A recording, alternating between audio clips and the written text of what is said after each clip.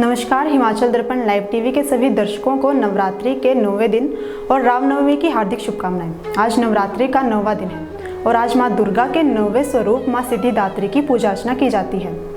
माँ दुर्गा की 9वीं शक्ति का नाम सिद्धिदात्री है। ये सभी प्रकार की सिद्धियों को देने वाली है। नवरात्र भोजन के 9वें दिन इनकी उपासना की जाती है। इस दिन शास्त्रीय विधि विधान और पूर्ण निष्ठा के साथ साधना करने वाले साधक को सभी सिद्धियों की प्राप्ति हो जाती है। मार्कंडेय पुराण के अनुसार अणिमा, महिमा, गरिमा, लघिमा, प्राप्ति, प्राकाम्य, इशित्व और वशित्व ये 8 सिद्धियां होती हैं। देवी पुराण के अनुसार भगवान शिव ने माँ सिद्धिदात्री की कृपा से ही इन सिद्धियों को प्राप्त किया था। इनकी अनुकंपा से ही भगवान शिव का आधा शरीर देवी का हुआ था। इसी कारण वे लोक में अर्धनारीश्वर नाम से भी प्रसिद्ध हुए। नवदुर्गाओं में माँ सिद्धिदात्री अंतिम है। अन्य 8 दुर्गाओं की पूजा उपासना शास्त्रीय विधि विधान के अनुसार करते हुए भक्त दुर्गा पूजा के 9वें दिन इनकी उपासना में लीन होते हैं। सिद्धिदात्री माँ की उपासना पूर्ण कर लेने के बाद भक्तों को साधकों की लौकिक पारलौकिक सभी प्रकार की कामनाओं की पूर्ति हो जाती है। सिद्धिदात्री माँ के कृपा पात्र भक्त के भीतर कोई ऐसी कामना शेष बचती ही नहीं है जिसे वह पूर्ण करना चाहे। वह सभी सांसारिक इच्छाओं और आवश्यकताओं से ऊपर उठकर मानसिक रूप से माँ भगवती के दिव्य लोकों में विचरण करता है। इस परम पद को पाने के बाद उसे अन्य किसी भी वस्तु की आवश्यकता नहीं रह जाती। माँ के चरणों का यह सानिध्य प्राप्त करने के लिए भक्त को निरंतर नियमनिष्ठ रहकर उनकी उपासना करनी चाहिए। माना जाता है कि माँ भगवती का स्मरण, ध्यान, पूजन हमें संसार की असारता का बोध कराते हुए वास्तविक परम शांतिदायक अमृत पद की ओर ले जाने वाला है। ऐसा कहा गया है कि यदि कोई इतना कठिन तप ना कर सके तो अपनी शक्ति अनुसार जब तप पूजा अर्चना कर माँ की कृपा का पात्र बन सकता है। इसके अलावा आज ही के दिन रामनवमी का त्यौहार भी मनाया जाता है।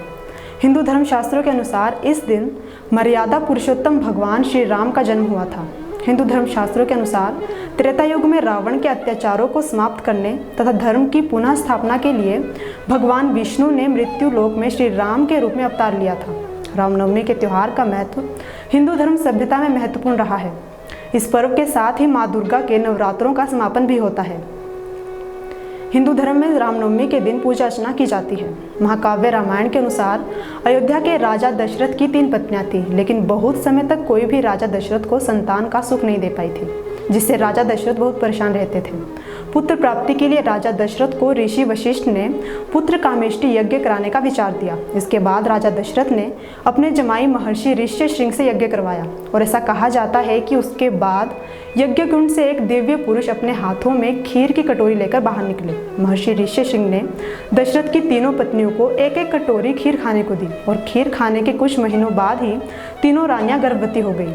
ठीक 9 महीनों बाद राजा दशरथ की सबसे बड़ी रानी कौशल्या ने भगवान विष्णु के 7वें अवतार भगवान राम को जन्म दिया। यही कारण है कि नवरात्रि के 9वें दिन रामनवमी मनाई जाती है।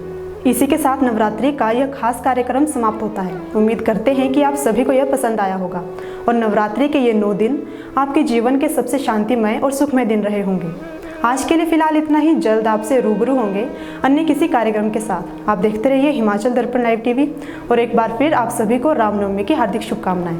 हिमाचल दर्पण लाइव टीवी, जो बात करेगा आपके हक की। सिर्फ खबरें दिखाना हमारा मकसद नहीं, जागरूकता लानी है। हिमाचल दर्पण लाइव टीवी